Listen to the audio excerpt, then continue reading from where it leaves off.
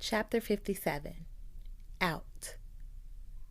Upstairs, Uma and Naja were as usual in a different world.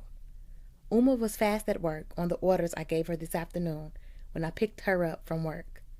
Naja was in bed, sleeping. Akemi sat in the living room watching and fascinated with Uma's fingers moving with precision and speed, with her knitting needles this time. Eventually, she pulled out her sketch pad and began drawing something with her own intensity. In my room, I packed my coins in the paper coin cases. When I finally finished, my personal savings from years of delivery tips and 9 months at Cho's was $6,000.60. I don't know why, but behind my closed bedroom door, I started packing up my most valuable personal belongings too. From the back of my closet, I pulled out the one quality suitcase I carried when I arrived in America. I got it packed and put it back. Then I was on the floor doing my repetitions. Tuesday, I went to see Mr. Slursberg personally after all my females were straight. On the way to his door, I yanked the for sale sign out of his lawn. I rang the bell. "Good morning, Mr. Slursberg. How are you?"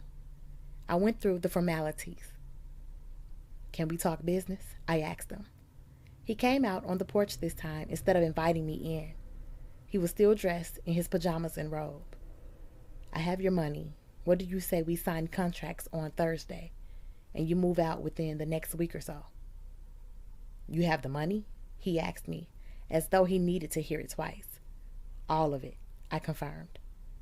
2 weeks is impossible. This house is filled with a lifetime's worth of stuff," he said passionately.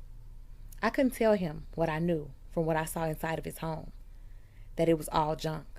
So I tried another approach. "Mr. Slursberg, this isn't the only house in the world, but it is the house my mother wants. So what can I do to help you get to Florida faster? That is where you want to be, right?" I was trying to entice him with his own dreams and wishes. "You know it's where I want to be, but I was just telling Beth that maybe we should wait because it's warm here in New York right now. It feels nice. It's 90 degrees in Palm Coast, Florida. Whew," he said, pulling his robe like he needed air. "And it's 95 in Miami. But they have casinos and air conditioning down there. Listen, I know you love all of the stuff you have packed up in your house. I can get some nice professional guys from a respectable licensed and bonded company to come right away and move all of your stuff wherever you want them to take it." I looked him in his eyes. "Sounds expensive," he said, catching on. I knew what he required. "I'll pay it. I'll set it up and pay it. You move out in 2 weeks. How's that sound?"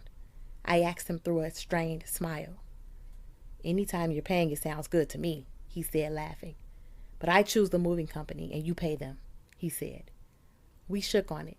He agreed to get himself prepared and show up to my lawyer's office this Thursday at 6 p.m.